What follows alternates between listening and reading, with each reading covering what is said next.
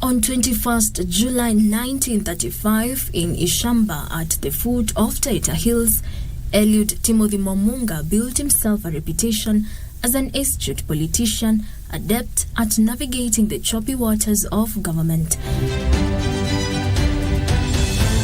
His political career began in 1969 after he contested and won the Voi parliamentary seat.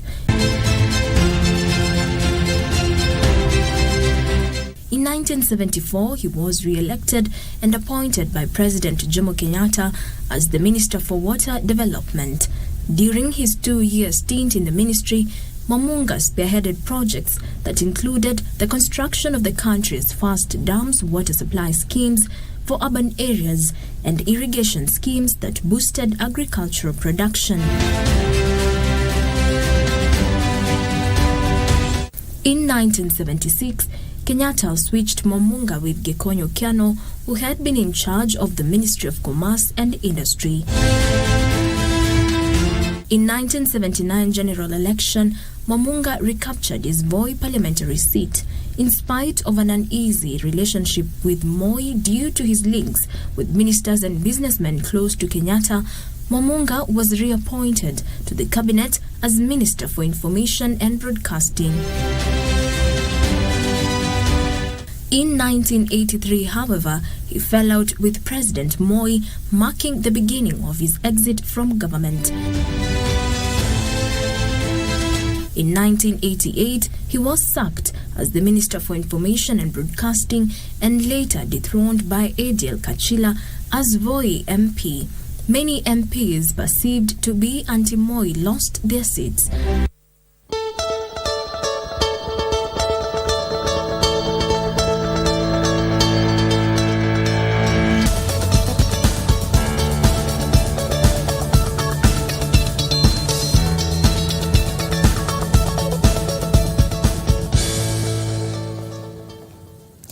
Now this is Health Tuesday right here on Good Morning Kenya, and my name is Vivian Degwa. As I had mentioned earlier on while we were beginning the show, our topic of discussion today on Health Matters is on vaccine preventable diseases. How many vaccine preventable diseases do you know at the moment? And what is a vaccine maybe? And what are some of the vaccines that are in the pipeline, if any? I am joined by Dr. Moses, who is not new to this set, to help me just get into this conversation and get to dissect it further. Dr. Moses, thank you so much for joining us. Thank you to Good Morning. Welcome to Good Morning Kenya. Thank you for having me, and good morning to all the Kenyans and indeed the world. Yes. All right. Before we got into the Health Tuesday, my colleague on the other side of the studio in radio was talking about the universal healthcare implementation. Just to pick your brain a little bit before we get into this conversation, what do you think about it? Universal healthcare is actually a global phenomenon. It's something that the world aspires to. Very few countries, maybe the UK, United Kingdom, have been able to have a comprehensive healthcare service. Yeah. I think Obamacare tried with a lot of difficulties. So I think it's a good moment for us as Kenyans to venture into it. I think because health is a right for every Kenyan, according to our own constitution, it is something that is doable. It can be done, but for it to be done, there are many, many things that need to be in place. Okay. It's not just about funding. Right now, increasing the healthcare financing through the increase in levies is a good way of raising the money. But how is that money managed? Even what we have been contributing through NHIF, how is it managed? How much of it goes to healthcare vis-a-vis supporting infrastructure? We need more money to buy medicine. We need more money to pay for diagnosis.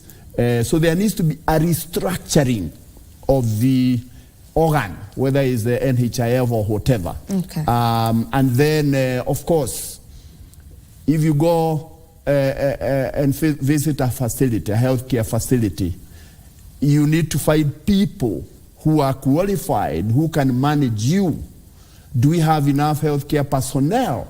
We have many doctors not getting jobs, and yet we need them.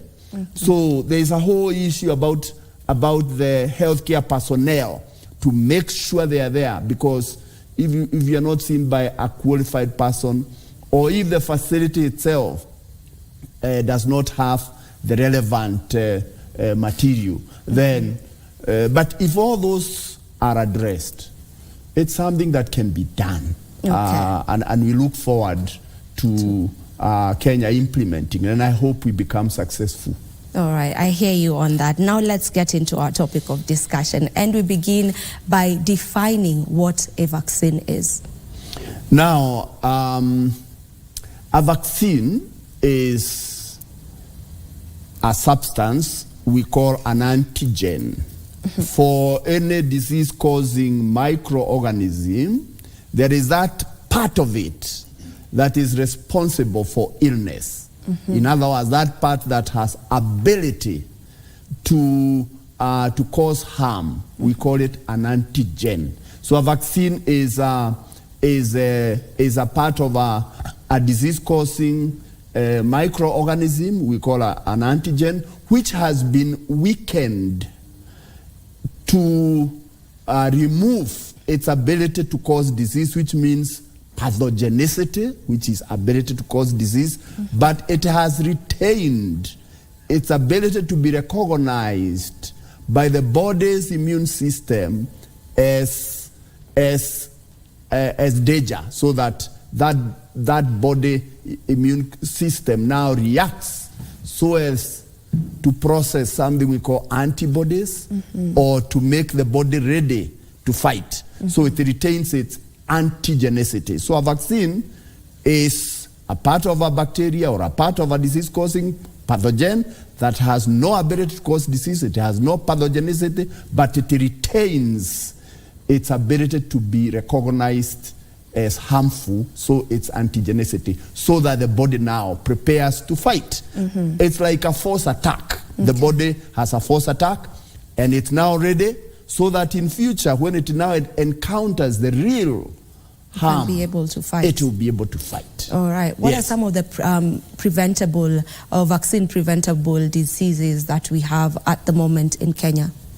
First of all, let's just classify diseases. We have two broad divisions of diseases. We have what we call communicable diseases. That means diseases that can be passed from one person to another. And these diseases would more likely be caused by a germ. And these germs can range from viruses, bacteria, fungi, and others we call prions. So that's a communicable diseases. Within that level of communicable diseases, we have diseases that can be transmitted. For example, if I came here with a flu, I'll transmit it to you. Or I bring a flu to the house. You know, those are infectious diseases, we call them. And then in that category, we also have diseases that are transmitted by vectors. We call them vector-borne diseases. For example, malaria. Malaria can be transmitted, but I can't transmit it to you. I need a mosquito to bite me. It's a vector-borne disease. And then there are others which may be caused by drinking or eating contaminated food, foodborne. So those diseases, non-communicable, especially those that are caused by germs. Therefore, we know the germs that cause them. All of them, we can develop a vaccine because we know the cause is a germ. We will need to look at that germ, whether it's a bacteria, and check what is its antigen, and now process the vaccine. And today, we have more than 20 diseases that can be prevented by vaccines. On the other side, we have what we call now non-communicable diseases. These are diseases that cannot be passed from one person to another. We also now call them lifestyle diseases. You know, diseases like diabetes, like high blood pressure, and many kinds of cancers. Those are non-communicable diseases, including diseases like asthma, allergic diseases. So the diseases that we can develop a vaccine for are infectious diseases. They belong to the communicable diseases. Okay. And we have more than 20 today. Some of them, thanks to vaccines, we no longer have smallpox. Smallpox was a highly infectious disease. And we used vaccines to eradicate. The last case of polio, of smallpox was in 1977 in a small girl at the tip of Madeira in Kenya. That's the last case, global case of smallpox, 1977. We used vaccines to prevent it. So smallpox is a typical example of a disease that we have eradicated with vaccines. We have another disease we are fighting to eradicate called polio. When I went to school myself, in our days, many people of my generation, you had a classmate or two who have polio. Our children are now going to school. They have no polio case as their classmates. So polio is one of the success factors. We have diseases like measles, a disease like measles that used to kill many, many kids. We have tetanus. We have rubella, or what we call German measles. We have diseases like rabies. We have diseases like influenza or flu. And flu vaccine, many Kenyans have not taken it up, but it's available.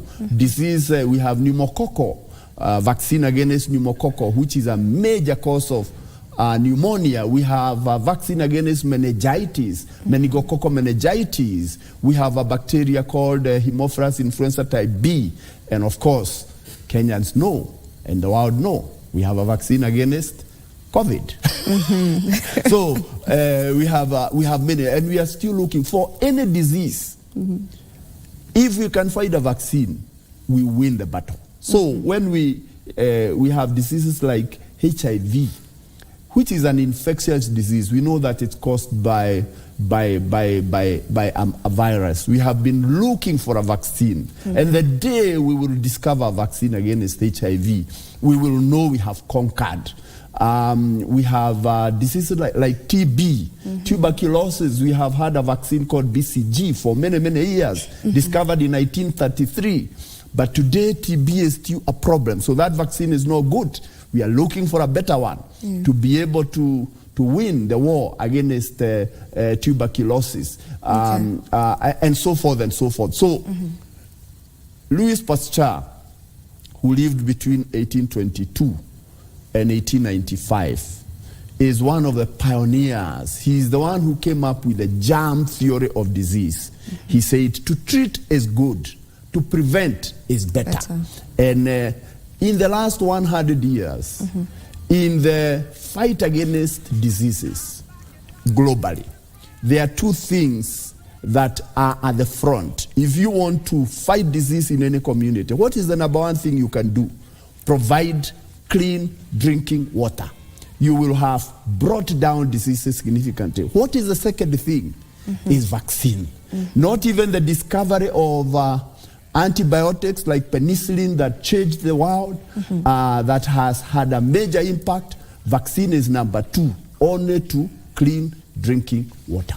Okay, I've heard you. And there's something you said that there's a vaccine for TB, but we still have cases of tuberculosis. Same thing with cholera. We have a vaccine for cholera, but we still have outbreaks of cholera every now and again. Maybe what is the reason? And does getting a vaccine mean that you cannot get the disease at all of the vaccine that you've gotten, or does it mean that your body will just be able to fight it off when you get it? Does it mean that once you're vaccinated, you are not prone to getting that particular disease at all, infectious disease? Very good question. Let's, the germs or the microorganisms that cause disease, viruses. Viruses, we have not been very successful in finding antiviral drugs to treat viral diseases. COVID. That's why we had to look for a vaccine. We have not been very successful. We have been very successful in preventing viral diseases with vaccines. So for most viral diseases, or for diseases where we have a vaccine, usually in most of them, when you have been vaccinated, your body develops immunity. For most of the diseases, the immunity is lifelong. The immunity is lifelong. There could be risks here and there. For example, measles. When you have been vaccinated against measles, the immunity is lifelong. That is, if that vaccine has taken. We vaccinate kids in Kenya for measles at the age of 9 months. We need to give a second dose of measles after 1 year. For most developed countries, they give their measles vaccine after 1 year. It's not that the vaccine doesn't work, it's just because when you vaccinate at 9 months, especially if a child is born from a mother who is not malnourished, a mother who has good immunity, by 9 months the child still has maternal antibodies. So the vaccine, you give it, and antibodies and vaccines, they neutralize each other. So as long as we give a measles vaccine after 1 year, and in Kenya we recommend 2 doses, one at 9 months, because they are kids who are born from mothers who are malnourished, and the risk of measles is high. But once the vaccine takes, whether it's measles, whether it's polio, whether it's a yellow fever, whether it's rubella, it's lifelong for most viral diseases. For some diseases, the immunity wanes. It protects you for some time, and then for some reason the antibodies or the immune system begins to wane, and you need to vaccinate again to shoot the immunity higher. And this is, we are seeing this more with bacterial diseases, the vaccines. For example, whooping cough, also called pertussis. We vaccinate our kids against whooping cough, and whooping cough used to be a major killer. But today, we have a very effective vaccine. But we also have found that as you grow older, among the adolescents and the older people, the immunity against whooping cough comes down. And sometimes you'll find this young mother, may get a child. And this child, before they reach the age of 6 weeks, when we give the first dose, we find some children now getting whooping cough in a lower age because the caregiver, the immunity wanes. So now we recommend a vaccination against whooping cough in adolescents, in older people, especially caregivers, so that we protect the young child who, after 6 weeks, when they get the pertussis vaccine, they'll be protected. So in summary, for most viral diseases, once you vaccinate, it's life. Sometimes for bacterial diseases, we may need to, there is waning immunity. For example, that waning immunity could be because the protection is waning, therefore you need to give a dose, or it could be the microorganism has mutated. It has changed its structure, and the microorganisms want to survive. For example, the COVID virus, it keeps on changing. The influenza virus, the flu virus, we have a very good vaccine, but that virus is always changing, and we are making, because it's changing, we are keeping up. Every year we are manufacturing a new vaccine against influenza. So we vaccinate annually to protect against influenza. And by the way, influenza, which you call a flu, there's a difference between flu and common cold. Flu itself can be quite invasive. It can lead to pneumonia. It can lead to death of elderly people. It can lead to severe illness in children, very young children. It can be a problem to people who may have an underlying condition like diabetes or whatever. So we vaccinate. So some vaccines we need to give regularly because the bacteria or the virus is mutating, and we need to keep up so that we get the right antigen. And that is why even COVID, even flu, we have to keep checking which is the virus that is circulating.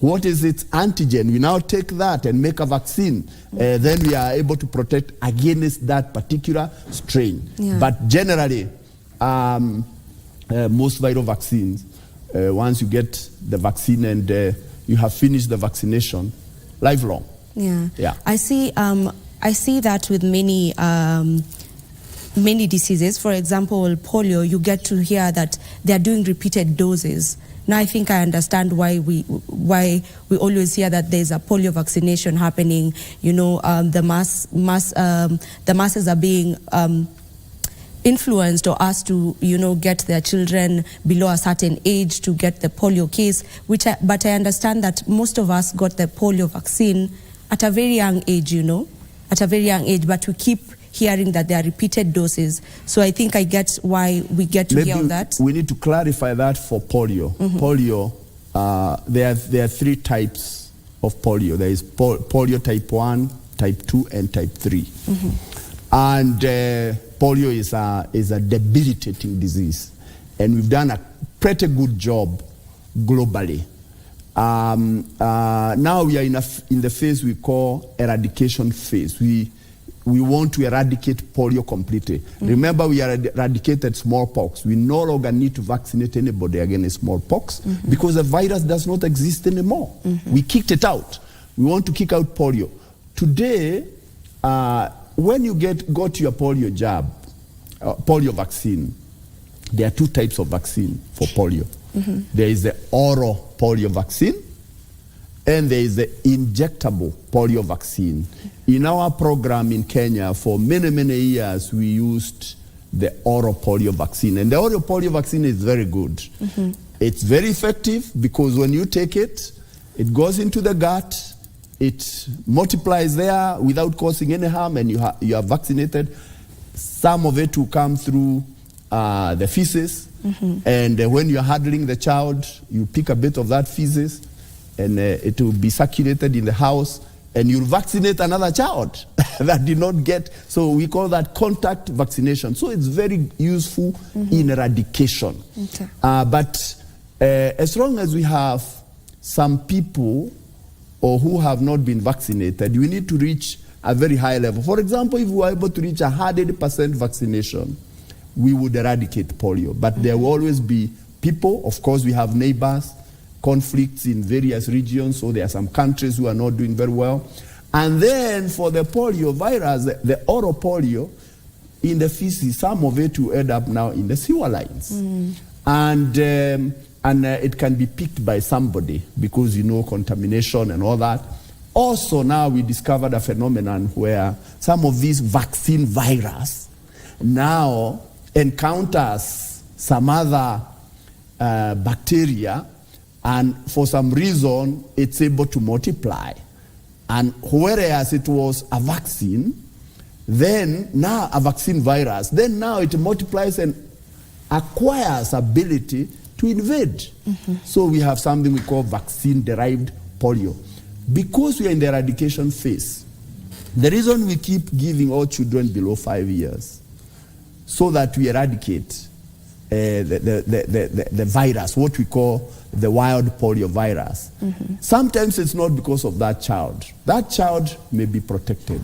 But when you give that, if the child is protected, well and good. But that virus will go and infect others. But for us to fully eradicate polio, and I don't know when Kenya we are going to get into this gear, we will have to switch from oral polio and give kids injectable polio, because injectable polio does not have the capacity to multiply in the environment. And you know, countries like the US, you know, the Western Europe, the North, use oral polio. But as I said, oral polio is very good because it's able to, you are able to spread the vaccination to a wider group. But in my opinion, and my opinion is well known for many years, we needed to switch to injectable polio in Kenya because we don't have a lot of wild polio out there. Okay. So we need to make sure that we vaccinate as many kids as possible. So the virus for polio, it doesn't change. It doesn't mutate like the influenza. But we want to make sure that even that child who doesn't come for vaccination because maybe they came from a neighboring country and came to Nairobi or they are able to encounter a vaccination and not bring the virus to us. It's a complex topic, but the reason we will vaccinate against influenza every year is because the virus changed. If we are going to continue with COVID, if we have any other wave, we'll vaccinate again because the virus has changed, but there are also other reasons. For BCG, for TB, this vaccine was discovered in 1933. Those days, the measure of efficacy or ability was not as developed as today. It's not very effective. It was useful in preventing what you call the severe form of TB, like TB meningitis, and we continue to give kids for that. But in the face of immunodeficiency, like HIV, we then saw TB come back. And we know BCG is good, prevents the severe forms of the TB, but we know we need a better vaccine. All right. Yeah. And maybe, Doc, just how accessible are vaccines in this country? Very good question. As we said, there are more than 20 diseases that are vaccine preventable, maybe 23 or 4. I think Kenya, we are doing quite well in terms of preventing vaccine preventable diseases in children. We have more than 9 that are given to our kids every year. Now, what about the others? Of course, the national program, the public sector, the government, or even the donors, they will always do what they are able to do. They will prevent the diseases that cause a major public health issue. For some of them, they are a major problem, but now that is where now individuals come into play. For example, there is a vaccine against meningitis, meningococcal meningitis, which is a disease that doesn't catch very many people, but that person who gets it, whoever they are, and they're important, so that vaccine is available, and it's available in the private sector.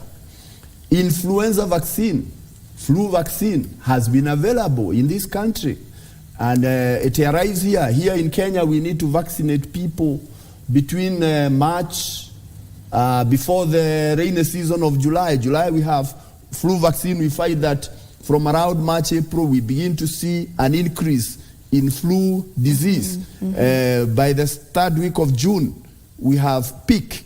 If you go to certain hospitals where children are admitted, you'll find that you can't find a bed because kids are sick with influenza. Then by mid-August, it comes down. September, it's down. By mid-October, which is where we are now, as we go to the rainy season, you see another flare-up of flu and flu-like illness up to around December. And then it is down again. So in Kenya, we say the big peak is in July. We need to vaccinate, especially children below 5 years, especially elderly people. Elderly people, during the flu season, they have a lot of complications. People with heart disease, you find a lot of heart attacks during the flu season. People with diabetes. So that vaccine is available. It's not available for public, free of charge, but it's available in the private sector. Those who can afford, they can access. And if you ask me, how affordable is this? If you compare the cost of treatment when you get a disease and the cost of vaccination, vaccines are not only cost effective, but they are cost saving. And what is the value of life? So I would urge one for all vaccines. I think there's one vaccine that is available called against cervical cancer for girls at the age of 9 months, 9 years and above, which is available through the government system, but still the uptake is low. Whatever disease that is vaccine preventable and the vaccine is available, you should go for it. There are those that are available in the private sector because, you know, some people prefer to buy toys for their kids or to keep talking on the phone. If you think about how much money we spend talking on the phone. So you will go to certain hospitals, they will call them private vaccines. There is nothing private. I personally like to prefer to call them baby-friendly vaccines. They are those vaccines. They are not available in public sector. They are very useful. And usually we start in private, then they end up in the public. So if you are concerned about you have 1 or 2 kids or 3 kids, and you want to ensure that they live to their full potential, one of the things you can do, even as you buy them toys, one of the things you can do is you can make sure that working with your pediatrician, you vaccinate them against any disease that is vaccine preventable, and if the vaccine is available. Okay, Doc, as we wind up with this discussion that I feel like we need more time to get more into it, I would love you to just let us know what vaccines are in the pipeline that we should know about. Obviously, malaria vaccine has been in the works for many years. You know, is it not here yet? Malaria has been in the works. Currently, we have 2 vaccines now available. Is the newest kid on the block. It's yet to be fully implemented, and it should be implemented. Those vaccines, they are not 100%, but they are very good because malaria, you know, it's a killer disease. We still need to look for better vaccine. We use what we have as we work to make it better into the future. Obviously, there has been a lot of research on HIV. That work is still ongoing. There's a lot of work going on to find vaccines against various kinds of cancer, where we know the cause of the cancer. There's a lot of research that is ongoing. We have vaccine against dengue. Dengue fever is another disease that is emerging. And there is a vaccine available. It's not yet available here in Kenya, and a lot of work is still going. And anytime you hear a new virus has come around, you know, we have Ebola. We have Ebola vaccines. Now I think we have one which is already approved for Zaire strain of the Ebola. There is work going on to fight the Sudanese strain of Ebola. That work is ongoing, and so on. So there are many projects to find better vaccines, and even the vaccines we have, there is research to look for better ones, like against tuberculosis. All right. I believe this is a discussion that we should have another time to get into it, because I would love to know how safety and how effective are some of these vaccines. How long does it take to make these vaccines? What goes into making that? We should definitely create time for that. But for now, thank you so much for joining us, and thank you so much for shedding light on this particular topic. This is where we end Good Morning Kenya for today. Thank you so much for tuning in. I have been your host, Vivian Ndegwa. Until tomorrow, same time, and please, God willing, goodbye.